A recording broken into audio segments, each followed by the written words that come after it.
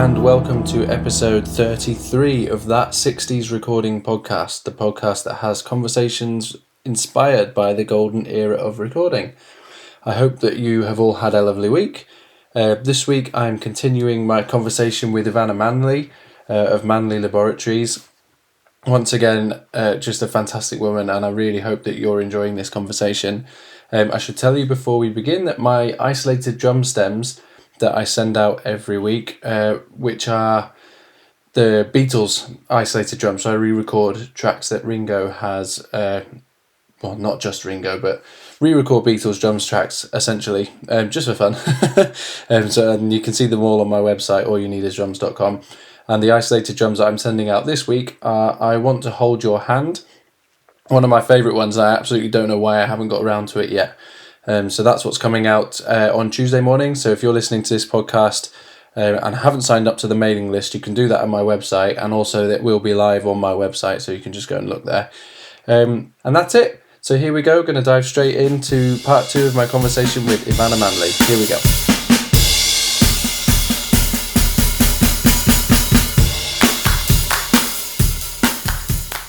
So then you took over sort of sole control of the company in 93, is that right? Or 96? 93 is when we divided Manley apart from VTL and moved into the building where we're still at now. And then David, he was an alcoholic and he was dry for a couple of years, and then he got back on the sauce, and then he took off in 96 and moved to France. And then we, in the course of the divorce, we'd split up everything, and I bought him out of Manley Labs and also, helped him just sell off all the stuff he had acquired in the States. He just didn't want to be here anymore.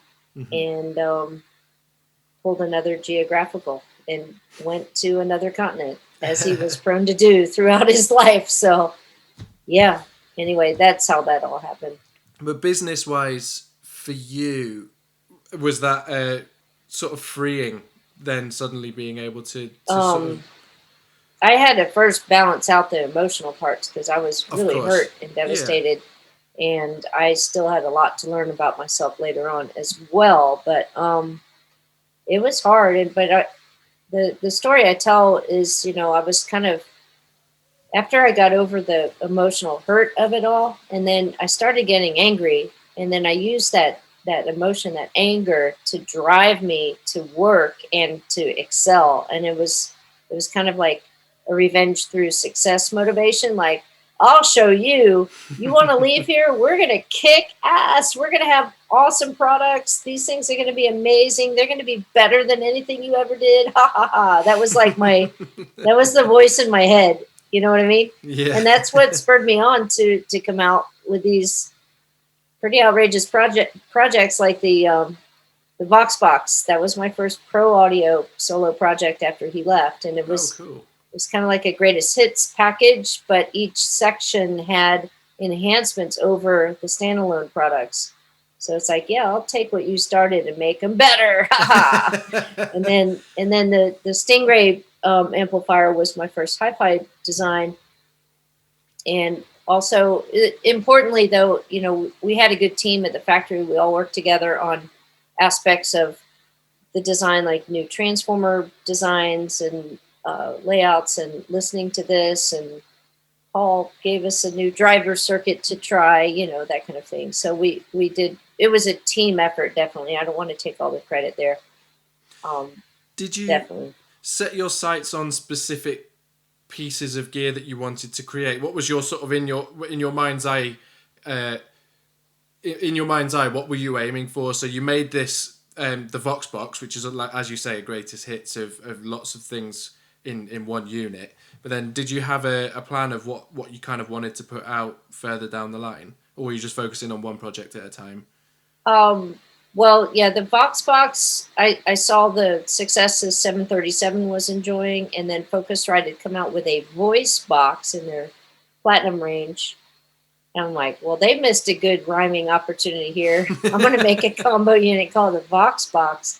And then, we needed a big badass EQ to go with it, and we had the big badass variable mu, so those those important pro audio building blocks. We had to nail that stuff down, but things came out as they came out. Yeah. And you managed through all of it. Everything's handmade in California or hand assembled in California, and I'm really interested in the what issues are there in retaining in a company that retains sort of handmade stature, if you like. That there must be so many complications in terms of your margins, having to pay higher prices for your You employees. can't even imagine them Yeah. all. All of them. In fact, after this podcast, I'm going to get back down into solving the problems of the day.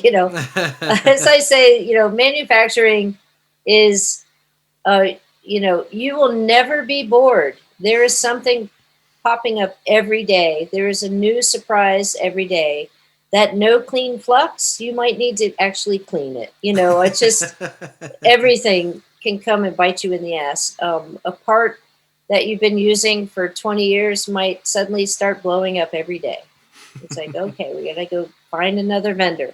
Or, somebody made the cables wrong and there's 200 cables that are missing something, whatever. Every day is an adventure. And we are talking about human beings building this gear, and humans are definitely not perfect, and there are issues every single day. Most people understand that, and sometimes we definitely stretch our customers' patience. I can admit that, and we ask for continued patience because sometimes things happen, and we just have to scramble and solve the problems. And there you go. But I've seen like people, kind of put us up on this high pedestal, and I know our stuff is expensive, but it's like, man, robots are not making this gear. People are, and sometimes there are issues, and the best thing we could do is solve them quickly. So I'll be humble and declare openly that we are not perfect, but we sure strive to be. And with electronics, it demands perfection. Like if there's one resistor that's the wrong value or one thing that wasn't screwed in all the way or whatever, it's a problem, and the whole thing can fail because of one little problem. So we strive for perfection, and our error rate is probably around 1%. It's pretty good for manufacturing. Very good, I'd say.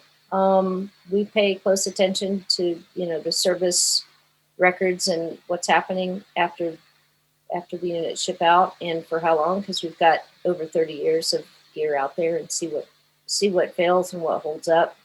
And we use all that to continually improve every day. Every day there's something to learn. And mistakes are there not to chastise people or to, they're there to learn from and to continue to improve. So it's that kind of feedback we really do need to keep getting better and better all the time.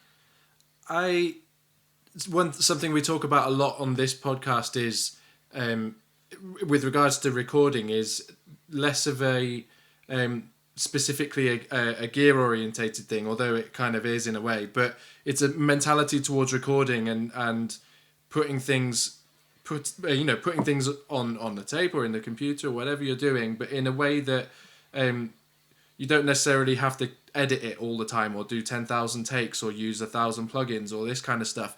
And it strikes me that your attitude towards running the company and the way the company runs is that same equivalent, but in manufacturing gear. And I love that. I love that in the day of when valve technology was popular, tube technology was popular, things will have been hand assembled exactly like that. And that's part of the reason why that gear is so special and nostalgic. Obviously not the main reason, but it's part of that reason, and that you've managed to bring that along with your journey. And I think that's a huge part of the reason why what you make is really special. And it's kind of like in business. Like I've never been driven by oh, I want to get rich, or I've got a board of directors to satisfy, or we need to make the books look awesome, or we need to show all this profit or stuff like that.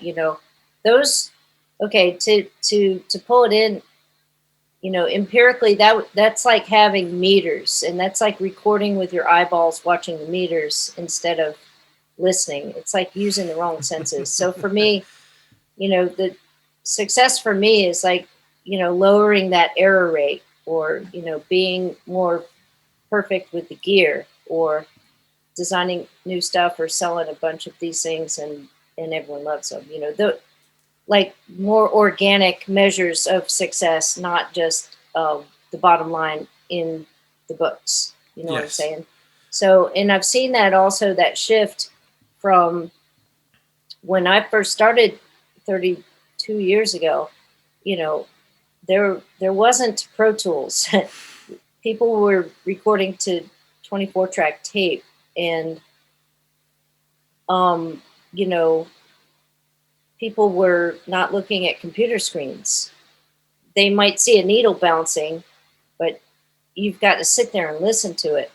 And so these days, because people record with their eyeballs so much, looking at the screens, and then they'll call us like, "Hey, this level on that thing's a half dB louder than that channel." It's like, okay, well, just hit the knob a little bit, just blow on it. Okay, there's your half dB. And it's, see, they do that because they're looking at it. And but if people were actually recording with their ears and not watching the knob marking, or not watching the computer screen, if they could have heard that half dB discrepancy, they would have just turned the knob Yeah. a little bit, right? So there's been a shift on how people record.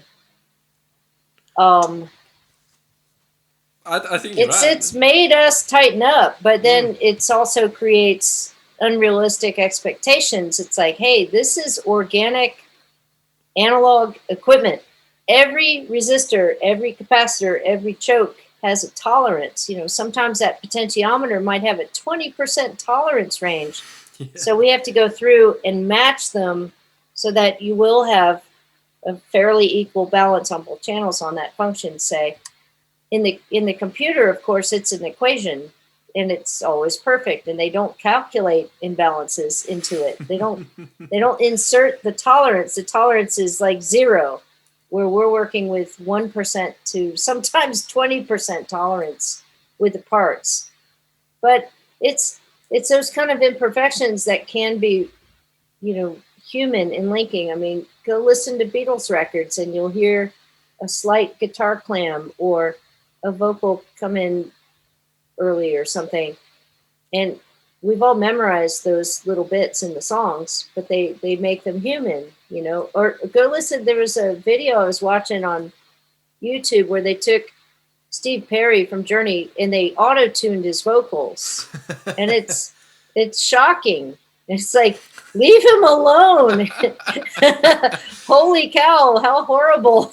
I sent him that link, and he was just terrified, mortified. It's like, that's horrible.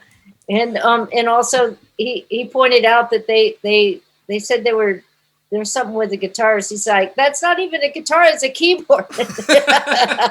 Love it. It's incredible. Oh my goodness. Anyway, yeah. Let's remember that we're all humans and embrace that.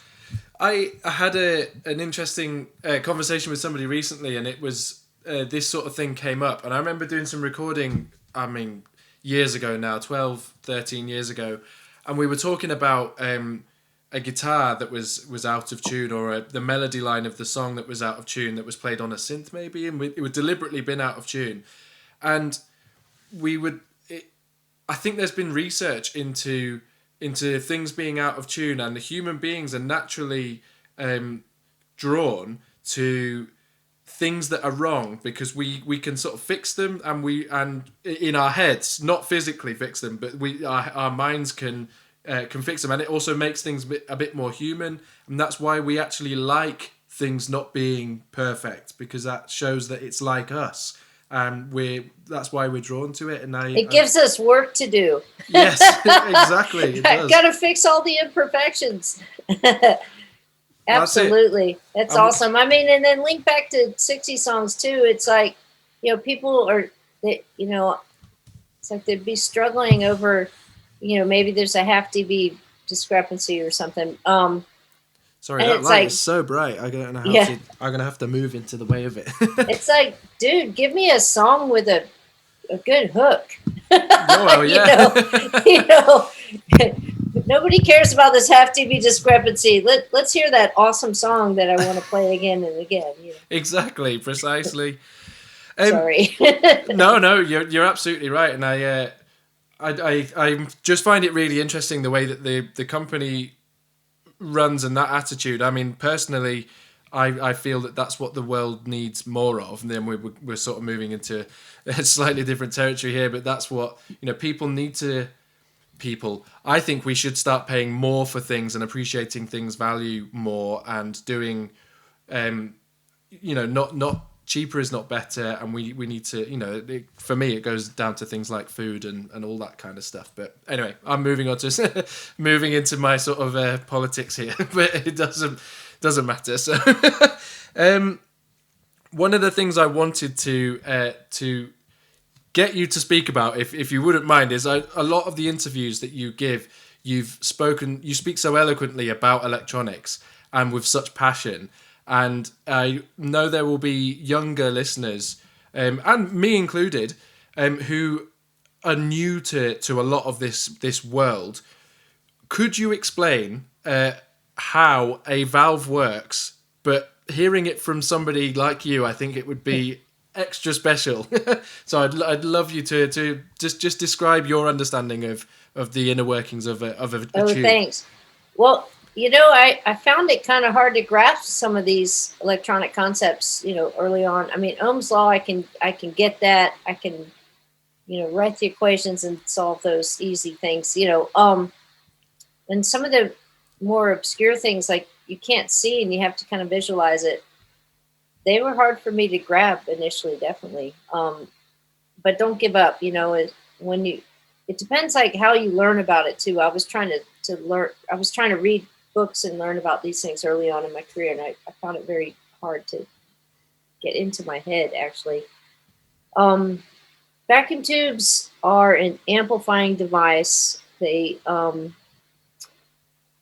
simplest form would be a bonode. That would be a light bulb. Okay, it has a heat of we would call a heater. It has an element, and you run a current through it, and it produces light and heat. So a vacuum tube has one of those things in it called a filament, and it's jammed inside a metal tube that's called the cathode. So the very center of the tube is the filament, and then you have concentrically coming out, you've got a cathode, and its job is to expel electrons and make them fly away. And they're going to fly away to another thing that's outside called an anode, a plate. So that would be the most simple vacuum tube with two elements. We're not going to count the filament. We're going to just count the cathode and the anode. That would be a diode. So in its simplest form, you can make a vacuum tube diode that's transmitting current one way but not the other. And then you can use those in a power supply to change AC into DC, for instance. So, those are very early examples there. So DeForest and then Armstrong, DeForest put a thing in the middle between the cathode and the anode. He put a thing in the middle of it, which became what we call a grid, and it's fine wire wrapped on two posts like this.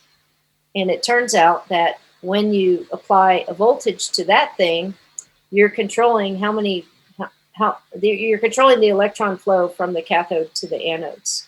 So it's kind of like a regulator. It's kind of like a water valve, and that's why British people call them valves, called vacuum tubes valves. So that's how we change like how much we're going to amplify from. So we're going to modulate that grid with the music, and we'll have a bigger amplitude of that music coming off the anode, for instance. So that's in a nutshell like how it's physically functioning.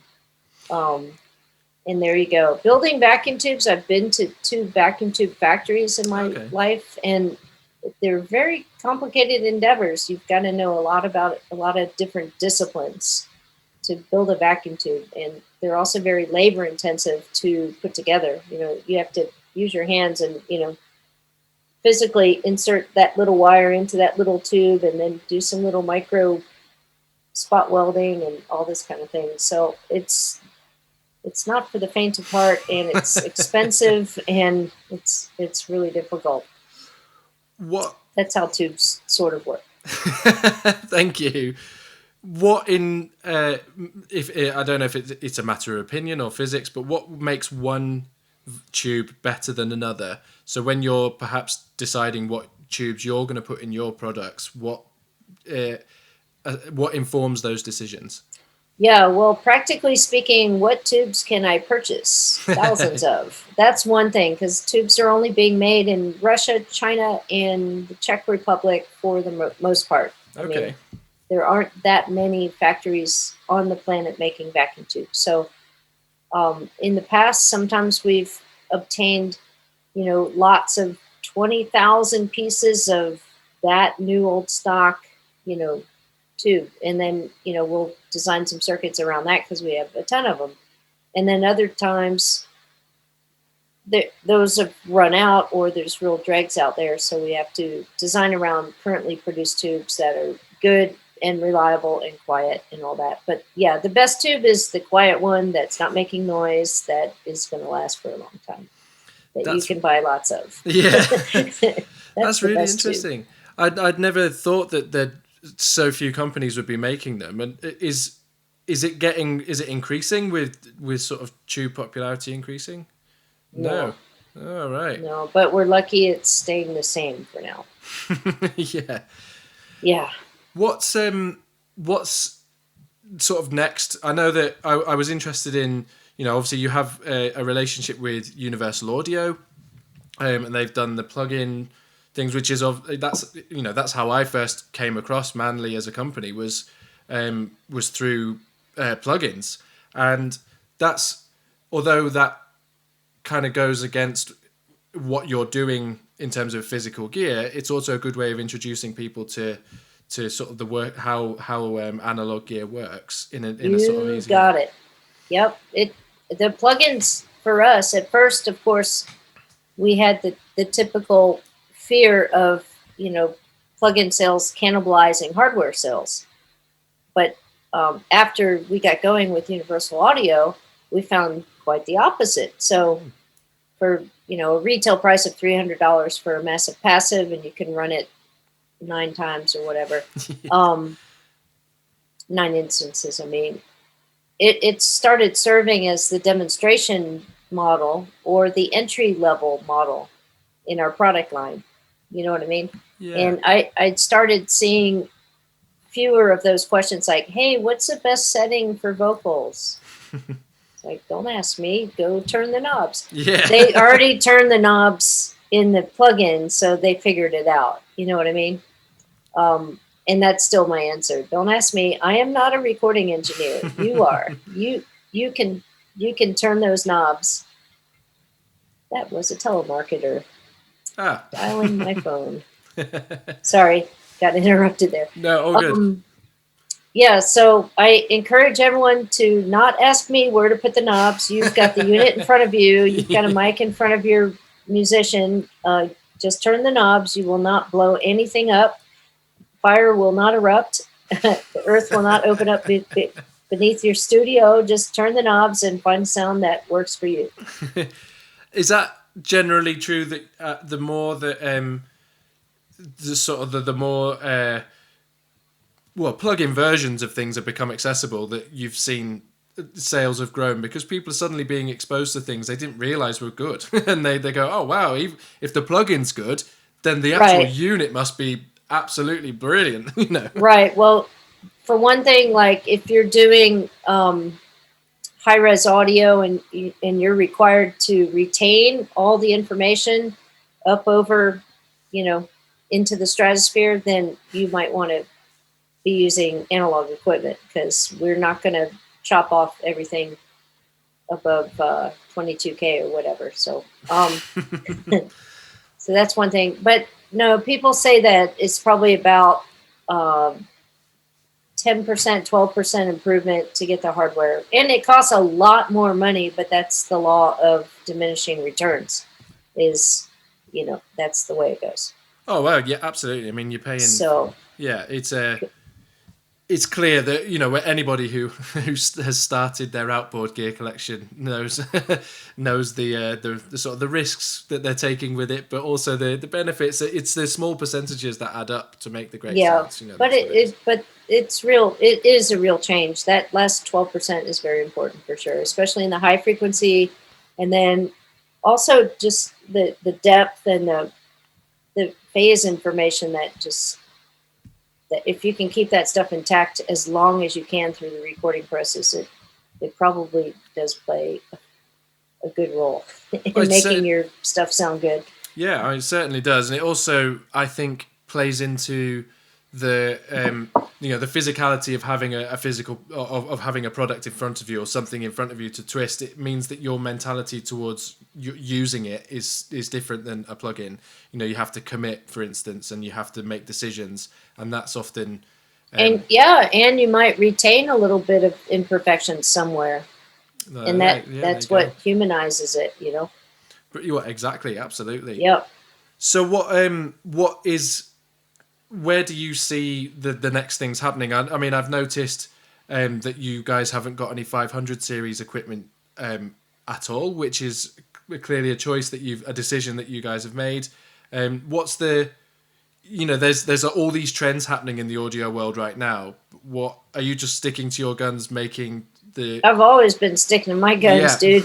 Yeah. So 500 series, everyone's screaming for that. What we did instead was I enlisted Bruno Putzis to design us this awesome modern switch mode high voltage power supply, and we call that Manley Power, circle R, and we're busy getting that power supply into retro engineering it into our older designs. Okay. It doesn't mean it's retrofittable. Yes. Without a lot of work and mods, so we're not offering retrofitting of it, but the newest models are driven by Manley Power. So we did the microphones and the Massive Passive last year, so all 3 of our mics and the Massivo have Manley Power on them these days. And the benefits of that power supply is just bigger, cleaner, faster, sounds awesome, works all over the world. You don't have to reconfigure voltages. You just plug it in anywhere. And, for us manufacturing, we can keep one product in stock, not, 240 volts, 220 volts, 120, 100 volt, so it simplifies our lives as well. And some people don't really think about voltage changes anymore because, you just take your USB charger and plug it in anywhere, like you don't think about it, right? So there were a lot of instances where people would travel from the United States to Europe and plug in their mic and it blew up. Oh my God. It's like, well, yeah, it was set at 120. You have to reset it for 220. And the new power supply, you don't have to mess with any of that. It's auto sensing and it just works everywhere. So that's good news. So see, that's where I put my focus was, definitely on what is weakest about the 500 series platform, especially for vacuum tubes. Yes. I don't want to hear about your plus and minus 15 or 18 or whatever. I can't properly run a vacuum tube off of that. and then bang for the buck with my Manley Force. That's 4 mic pre's and 1 channel and 1 chassis. With Manley Power, and it's $2,500. So what's that? $600 something a channel. I could not even do that in 500 series. No. If I were, you know what I mean. So we can bring out cost-effective stuff that competes dollar-wise per channel, but has a proper power supply and sounds awesome and has headroom for days. So that's my answer to that. I mean, that's an incredible answer.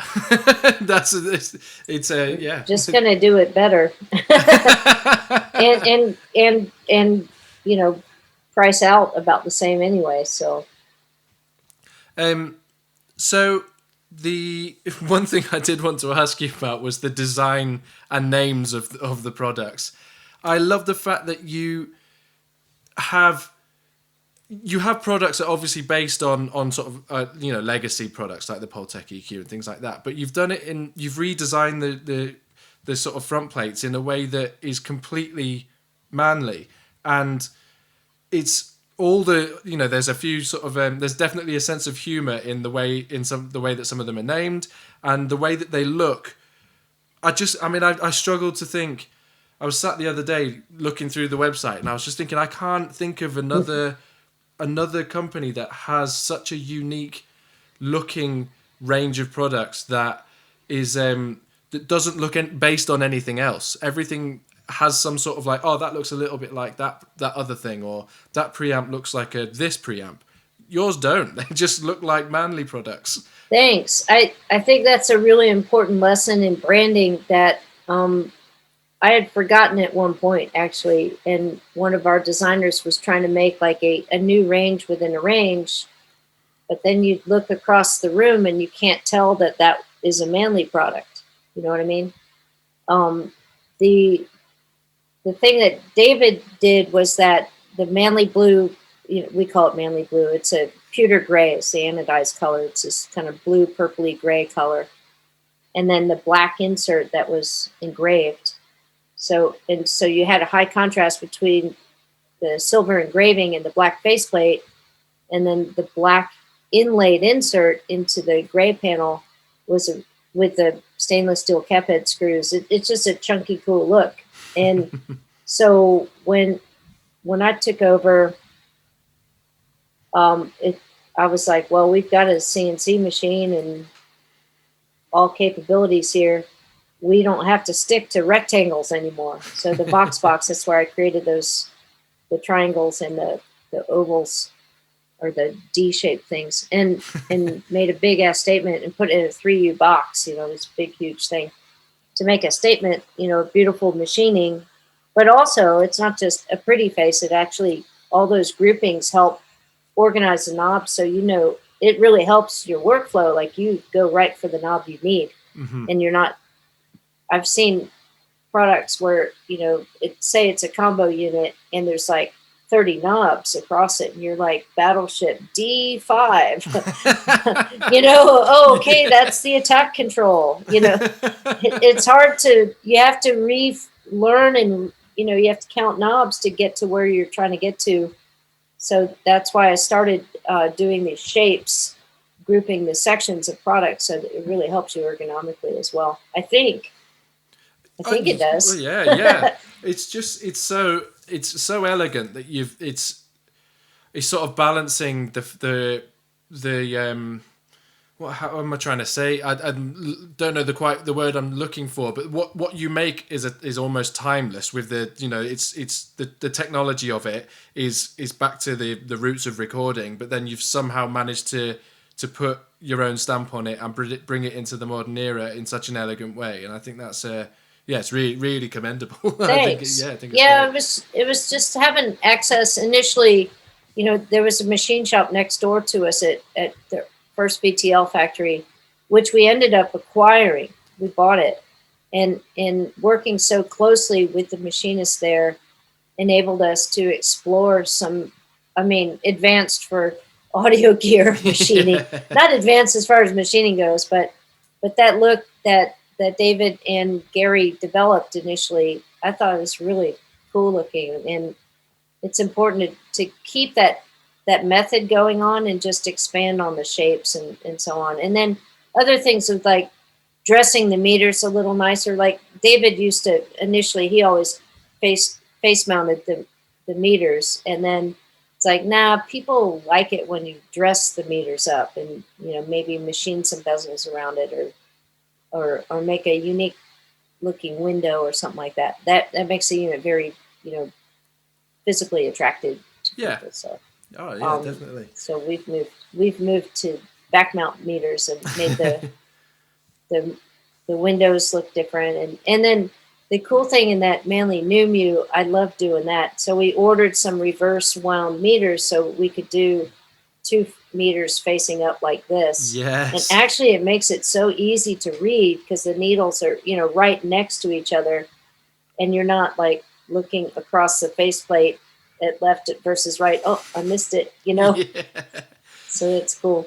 That's the as you were talking before you brought it up, that's the faceplate I had in my head was that New Mu compressor, where I was thinking exactly that. I was going to ask you about it next. So I'm glad you brought it up. It's a cool design. It's but very yeah, cool. that's what we like doing, is just exploring, taking that method and then just making new creative shapes and so on. But oftentimes they'll start with me just sketching something on a piece of paper. Definitely. Oh, cool. So finally, this is something I ask everybody: is if I guess it's 2 questions within 1 question. So if there, firstly, is somebody looking to get into, if someone's listening to this and is hearing about the inner workings of gear for the first time, what would your advice be about exploring the sort of electronic world from a beginner? Is it reading books, or is it soldering cables, or building guitar pedals, or what would you say are the good first steps for Lots of those things. I mean, for me, like I said, I had a hard time absorbing information from books by the time I got out of college. I was just like, been in school all my life, and I was having a hard time getting through electronics books and really understanding why it was working, and also I've noted a link between my own anxiety, or I mean, you could call it ADD, and I think it's not ADD. I think it's more anxiety issues, and how that if I'm having like an anxious time emotionally, like I'm worried about a lot of stuff, or waking up worrying about things, I have a really hard time absorbing new information in those states. So I've got to get my mind calm and happy and not worrying about too much stuff to be able to learn. So that's one thing I've noted. Earlier this year, I got onto, that University of YouTube. And I started following some makers, like just like machinists, where they'd just be machining things and learning more about machining. And also this guy teaching an Arduino class. And cool. I know my way around some computer coding, not on a super high level, but I know my way around some things. And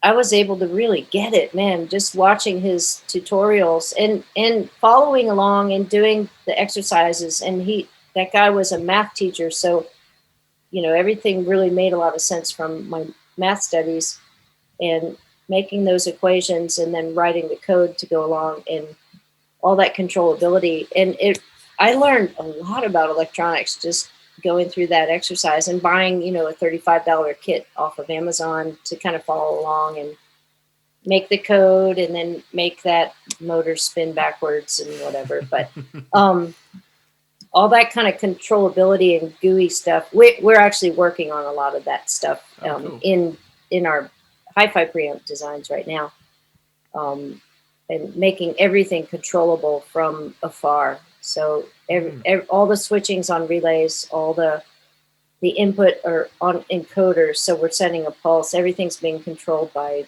a massive serial bus, basically. So from that, we can control them with apps and things like that. So as far as learning goes, I think that today there's so much information available on the internet, and lynda.com, or whatever they're called now, and then all these YouTube tutorials. You can learn so much, and for me, it was a lot easier to absorb the information that way. And then to just get a gig, like I did, I started at the bottommost rung at the factory, just learning how to solder. I was working with a bunch of Mexicans who didn't even speak English at the time. And I'm like, shit, I should have taken Spanish. I took French. Nerd. I can't talk with these guys. I went back and took Spanish, so I could converse. But which brings me to another thing. Just communication skills in general are so important to be in any kind of working world. Communication, ability to learn, ability to assess yourself and figure things out, and admit when you don't know something. That's really important too. And it's something I learned in my 20s. I didn't come into the business with that, but it's okay to say, hey, no, I don't understand that, or no, I don't know that. Can you explain it to me? Or give me a minute, let me go figure that out. It's okay. So I think my advice to young people is to really start humble, be grateful for that entry level job. I see a lot of people like, oh, I need $100,000. It's like, nope, not for this job. Sorry. Some people are like really desperate to just start earning money, and you might miss out on the steps it takes to really acquire the knowledge. Yeah, that's brilliant. Thank you. Something I sort of noted about your approach to things is obviously it's confident, but it's egoless. There seems to be no ego attached to the way that you approach things, and I hope so. Yeah, your willingness to learn and listen, and it just seems, and it's sort of it's exactly what you've just said essentially. So I think that shows it. So yeah. It's been amazing. Thank you so much for speaking with me. Thank you, Joe. I have no gotta more jump questions. to my factory ops meeting right now. I'm 7 minutes late. Oh goodness, I'm sorry. Wanted to get through this uninterrupted anyway. Yeah, no, I appreciate it. Thank you so much. Cool. It's been a real pleasure. Thank you so much.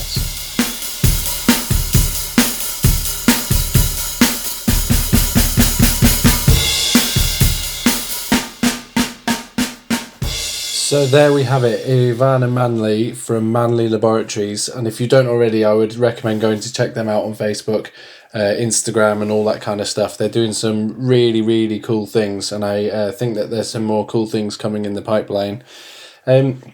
So that's it for this week. Next week, I am speaking with Alan Hyatt, which is a bit of an interesting episode. I have no doubt that you guys will not have heard of Alan Hyatt. Because if I'm honest, I hadn't either. But he came as a recommendation from a friend, and he is part of the distribution network of audio equipment. So he owns the company, the parent company of Toft Audio and Trident Desks and Joe Meek products, among other things. And it's a really fascinating insight into the way that side of the industry works. It's not a side of the industry that we get to hear about very often. And as a sort of moderately plummy UK person, he's the antithesis. He's a proper New Yorker, and he's got some great talk.